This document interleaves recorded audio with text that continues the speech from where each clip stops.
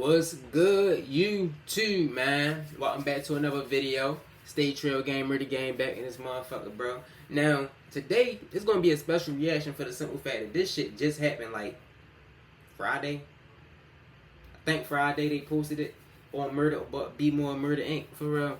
But nah, I'm interested in this story, bro, because from what I heard, I ain't even going to spoil it or nothing. From what I heard, bro was out here getting it, you feel me? Yo was out here playing checkers, you feel me? Not chess. I mean, no, he was playing chess, not checkers. You feel me? But we gonna see what's up with bro. We got another Baltimore-based story. The title is called "Gunned Down, Wrapped Up: The Chronicles of Baltimore," and that's all they say right here. You feel me? But you feel me? We gonna hop straight into it. Y'all know we don't waste no time when it comes to these reactions, bro. Make sure y'all drop a like, comment, subscribe. Top bag, I'm speeding. Top trim on the bands, I'm a cutter. My bitch in the club, she gon' cut up. Diamonds hit the chain flooded. Fuck the light, we gon' run it. As Lester Freeman said in The Wire, all the pieces matter, folks. All the pieces matter, according to the officials. One was responsible for Zoo's operation and was responsible for obtaining bulk amounts of drug trafficking proceeds and shipping them via FedEx to Zoo suppliers, authority alleged. Investigators allege they seized numerous packages totaling over $650,000 shipped by Hoon during the course of the investigation. No matter what game you playing in this life is rules. And we all know, going out of town selling work is probably a bad idea. You're going to have to take it further than anybody out there or pay the wolves. And we all know, they only good as long as you feeding them. Today we going to Be More. And we know, fam, Be More known for stepping on their plugs. I just call it how I see it. Especially if you're not from there. This is another prime example of the people in Baltimore getting their way or the highway. But anybody who out there selling work and making money in their backyard, you either go get backdoored or them people's go come get you. And at this point, I don't see how nobody cannot see the play. You swimming with sharks and hoping you don't drown. Fam, today we talk about a man who been setting up shop in Baltimore for some time now. Using Telegram, which now is a bad idea, but making money. Hundreds of millions in the air. All through marijuana. A guy who referenced himself as Mr. Buckets. A man who was shot at twice in 2 weeks. The second time he felt the metal. And unfortunately, that caused him and his whole operation be brought down for not cooperating after him getting shot. But what if I told you your boys try and rob you? They end up shooting you. And the police out to get you. Where you gonna go? Unless you turn on everybody. And after getting arrested, come home less than a week for serious charges and drop a music video to pursue a rapper career. Nowhere near Baltimore. But that's what we have here today. People in Baltimore trying to run off on the plug, trying to smash him if he don't give it up. He end up getting shot, but this time the victim survived. And now, $100 million empire has been exposed. And I don't care how much money somebody make. Once that metal touches his body, he gonna think different. And if you think somebody who not from that place gonna be loyal to a place that robbed him and shot him, you sadly mistaken. Most of these folks pay for protection. But as we just mentioned, one thing about that, you gotta keep paying the wolves or they gonna bite you. In this video, fam, we go over this plug story, talk about him, his operation, and go over his indictment. And not to mention, expose an informant. So before we go over this one, I want you guys to remember. Yo, this video gonna be crazy. Y'all better stay tuned in, bro. I won't give you no angle. I just give you the story. So with that being said, make sure you like, comment, and subscribe. We'll jump right to it. Fam, as mentioned, today we're going to Baltimore, Maryland. We're going to check out a known figure who go by the name of One Buckets on Instagram. Real name, Michael Miklos Jr., a leader of a multi-million-dollar drug operation from the East Coast all the way to China. And all this started after an investigation into two separate All the way to China is nuts, bro. Shootings of this man in Baltimore revealed the sprawling network of individuals laundering millions of dollars generated from illegal distribution of massive quantities of marijuana, according to court documents. Money launderers and drug traffickers operating in Maryland sent large quantities of cash to New York, New Jersey, Washington, and other states to obtain shipments of marijuana and hid the source of their proceeds. Individuals from New York had collected millions of dollars from people in Baltimore, Maryland, and other states, and then transported those proceeds to money launderers and drug traffickers in Washington state and other locations in exchange for large amounts of Mary Jane. Some of the money were in airline luggage of passengers who served as mules, and proceeds were shipped via FedEx, according to the indictment, which we'll later discuss. In phone communications between co-conspirators. See, one thing about the drug business, bro, if one go down, 9 times out of 10, all of it go down, bro. Drug trafficking proceeds sometimes were referred in coded language, including paper for cash and stuff for Mary Jane. It was 10 alleged co-conspirators in the scheme, one name being blanked out and having Michael Miklos Jr., the top dog, aka One Bucket. Now it's key to note that when we go over this indictment out the gate, Bucket's friends was already an informant. He was the only ones who can give key intel to authorities for them to gather information. But at the time, Buckets didn't know this. But as mentioned, Buckets was the target of 2 shootings in Baltimore, which how all this started. He was the leader and the mastermind of the criminal network operation in Baltimore, Richmond, Virginia, the New York metropolitan area, Allentown, PA, according to court documents. According to the indictment, he was shot at twice in 2 weeks. And that's when this investigation started, after he didn't cooperate. Back in February of 2023, detectives with the Baltimore Police Department contacted the DEA and advised they were investigating a non-fatal shooting of an individual identified as Michael Miklos Jr., aka Bucket. Detectives explained that Buckets had recently been involved in what they believe was a drug deal gone bad, where Buckets was shot at but not injured. During the investigation, detectives recovered 5 pounds of Mary Jane and over $100,000 in bulk U.S. currency from Bucket's rental vehicle. Apparently a week later, in a separate incident, Baltimore Police Department arrived at 3800 block of Wabash Avenue in Baltimore, Maryland, in response to a report of a shooting. Buckets was located at the scene. He had been shot multiple times in the pelvic region. Due to the severity of his injuries, he was transported to Maryland Shock Trauma for immediate medical attention. At that scene, investigators discovered several shell casings on the roadway and at a nearby apartment complex parking lot. Investigation officers also located a vehicle with significant amounts of blood in the driver and passenger areas, which means he was shot by somebody he was close with and that he felt he could trust. When police canvassed the area, it resulted in investigators recovering multiple pounds of Mary Jane that Buckets attempted to hide prior to police arrival. Buckets refused to cooperate or provide additional information to detectives during their investigation. At that time, in December of 2023, in follow-up initial investigation, an undercover had made an Instagram account to monitor the Instagram accounts of suspected drug dealers and money laundering, including Buckets. They quickly identified his Instagram account, One Buckets, where at the time he utilized. Yo was getting that shit though, bro. Yo was getting that. That's real motion, bro. And the crazy thing is, they say he was in the Baltimore area. Baltimore is so small. I never ever seen this nigga. I don't know if he from here. I don't know if he like just was living here and shit. But I never in my life seen, bro. Link in the bio too, giving the Telegram Buckets Yo of got flour. that. Yo was banging, yo. Now deleted from his bio. But before we really go into details more about his Telegram and this indictment, I want to briefly talk about Telegram and why at first people who did sold illegal goods felt comfortable doing so on this platform. Fam, it wasn't long ago that Telegram was proud of its record of having never given any user data to any government anywhere. But after the arrest of the CEO and founder prevailed in France over charges that he was complicit in allowing criminal activity on his app, Telegram has confirmed it will, at its very least, provide metadata to police in response to legal court orders. The announcement came in a Telegram post in which the CEO said the company had updated its terms and service and privacy policy to state that IP addresses and phone numbers of those who violate our rules can be disclosed to relevant authorities in response to valid legal requests. Now, some people didn't get that memo. That happened this year. So now we got that out the way and know why Buckets decided to use Telegram, assuming he can get away hiding his IP address and his phone number.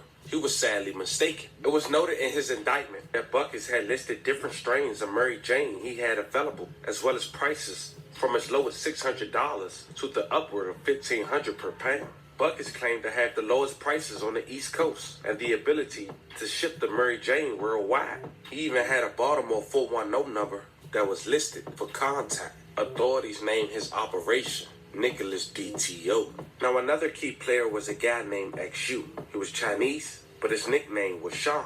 According to authorities, he's been identified as a multi-million-dollar Mary Jane distributor operating the DTO in New York, as well as the leader of a money laundering operation in which the employees, several Confederates, to conceal the nature, source, location, ownership, and control of the drug proceeds. Sean and his associates worked with Mary Jane sources to supply the bulk quantities of Mary Jane and then package, rebrand, and distribute the Mary Jane to customers for distribution on the East Coast. Sean then collect millions of dollars in drug trafficking proceeds from customers, which he then turns back over to his suppliers and or send to bank accounts located in the People's Republic of China. Sean also uses the money earned through his drug trafficking for both personal use and to promote the activities of the DTO, including paying rent at locations used as stash houses, paying members of his DTO, purchasing properties,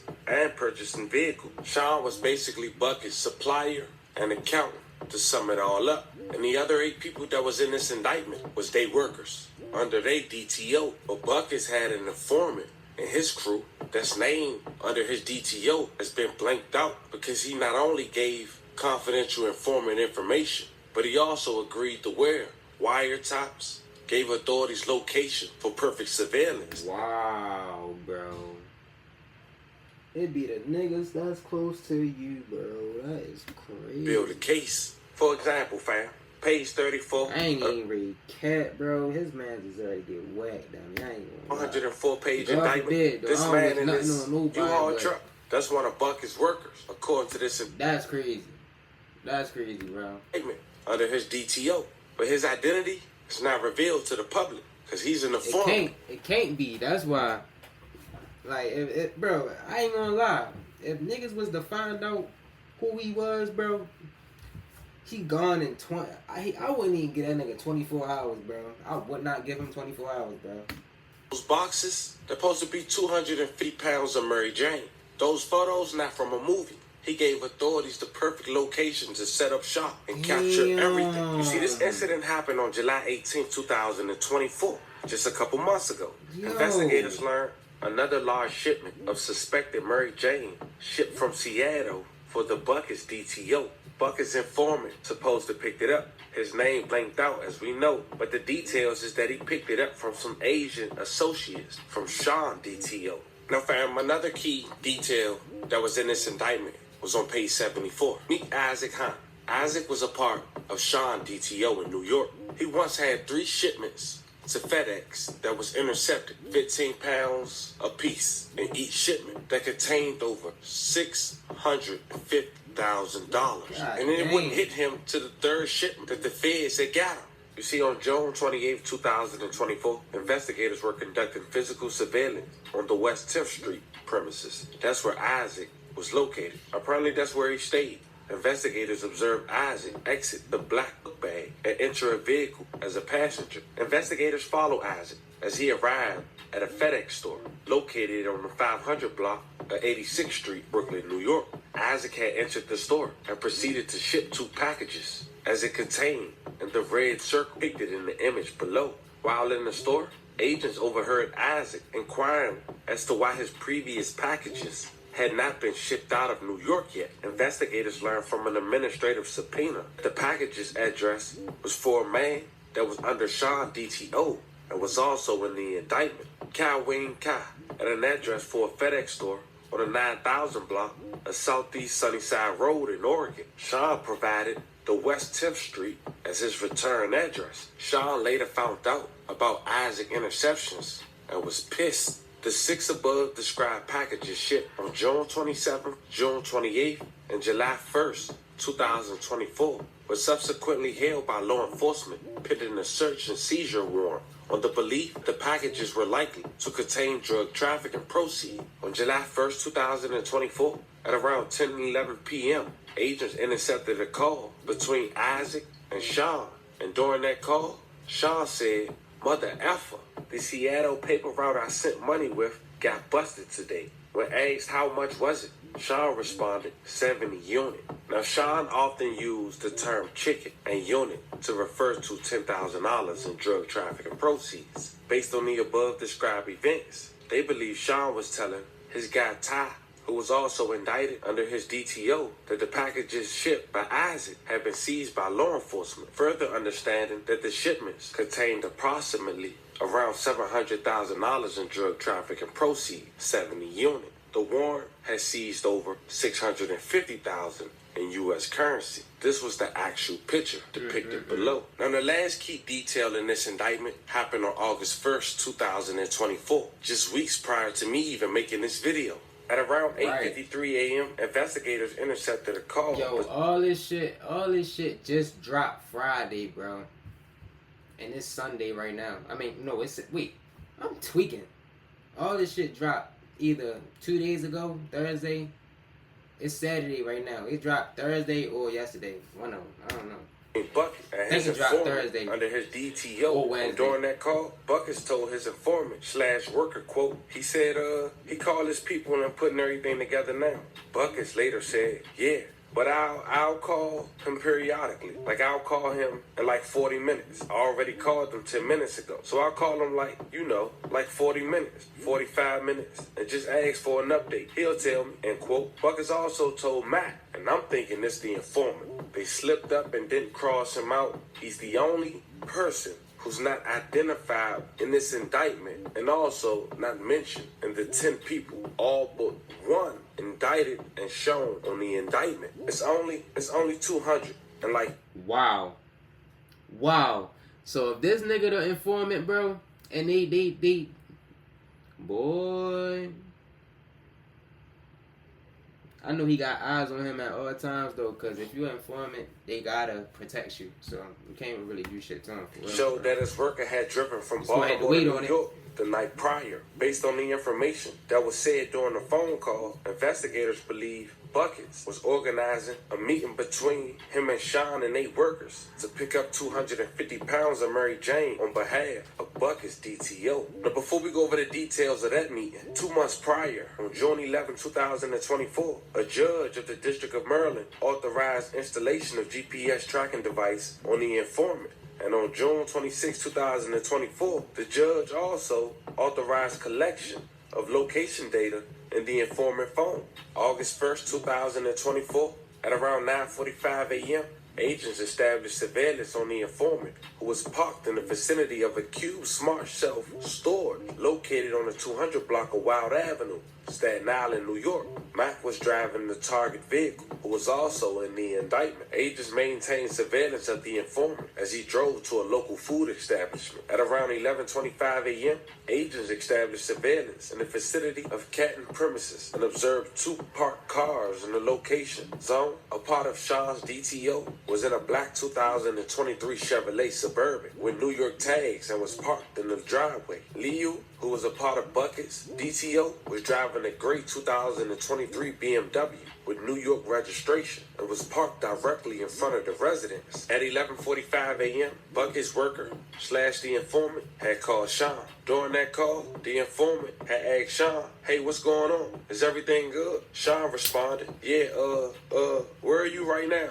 Sean said, I'm at the diner. I don't know exactly where, but I'm not too far. About 10 minutes away from the hotel. They might Sean get that replied, nigga a badge, bro.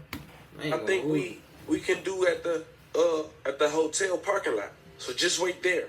I'm mind you, fam, I'm speaking like this because I'm trying to play character. He's from China. Let me call him and give you the ETA right now. End quote. At 11:41 p.m., Sean DTO member Suburban had entered the Q Smart parking lot and parked a distance away from the target vehicle where the informant was at. The target vehicle moved from the parking spot and parked directly next to Sean DTO member Suburban. When the cars were parked next to each other, agents observed both trunk doors open and bags being transferred from the Suburban to the target vehicle. Based on the described phone calls and surveillance, investigators believe the bags contained Mary Jane. And at around 12:47 p.m., investigators observed Blank and Blank, who was blanked out, exit the Cube Smart parking lot in the target vehicle. And Sean, DTO member, also exit the parking lot in the Suburban. Investigators saw the individual in the front passenger seat of the Suburban, who was later identified as Luke. At 1:01 p.m., the Suburban returned to 715 Canton Avenue, Staten Island, New York, a location that's recently identified as Lou's residence. That's him getting out the BMW. The authorities believe to be a bag of cash into his home. Shortly after, everyone was arrested. Raids took place, and this indictment came down on September 24th, 2024. They even had local news pull up after the scene and went live. Check it out. Isolated little Staten Island story. This Staten Island is part of a big puzzle. As Lester Freeman said in The Wire, all the pieces matter, folks. All the pieces matter. Gonna keep reading here. All right, here's the alleged conspirators in the scheme. I'll try my best to pronounce their names correctly. Court documents have identified the defendants as Michael Miklos Jr., Micklos, Can Kwan Zhu, Praveen Morgan, Huay, Huyaya Zhang, Zebin Liu, Zebin, the last name Liu, Chunbing Kui, Kihao Tao, Peng Wang, and Isaac Hun. No, as for Buckets, his indictment is sealed now, but he recently showcased himself on social media, showing talents as a rapper. Check it out. Little bitch, she the mean. Know they mad with the seat. Top bag, I'm speeding. Top trim with the bands, I'ma cut up. My bitch at the club, she gon' cut up. Diamonds hit the chain flooded. Fuck the light, we gon' run it. He also posted some music and posted a clip of him eating yogurt with fruit. But it's important to know this. To come home less than 2 weeks of an indictment like this and be that blunt on social media is kind of bold, to say the least. Yeah. But nonetheless, that's where we at. Fam, this was the story of a man not from Baltimore, setting up shop, making millions a month. Oh, to get it. okay. He wasn't from Baltimore, but I could tell cause he don't really look like he's from Baltimore. He set up shop in Baltimore, though, to stay After located. not speaking at first for getting slammed out, where he set up shop at, getting shot at twice in 2 weeks, and on the second time, he was touched. It's a lose-lose situation. Now you got people all the way from China, Oregon, New York, Staten Island, all involved in this. Not to mention Baltimore. Oh yeah, and the people he was running with was informant. You think we'll later give an update saying he that will be shit too? crazy, Talk to me bro. in the comments. That shit crazy, boy. That shit crazy. I ain't gonna lie. Yo, I ain't gonna lie, bro. That's some crazy ass shit. My boy got caught by... Man, yo, Maz was an informant, bro. Like, I don't know how I would feel, bro. I don't know how I would feel, bro, because that's some crazy ass shit. I'm not gonna lie, but I appreciate y'all for tuning in, bro. Make sure y'all like, comment, subscribe on this video, you feel me? We on the road to 300 subscribers, you feel me? Man, without further ado, I'm gonna be out this motherfucker, man. Peace out.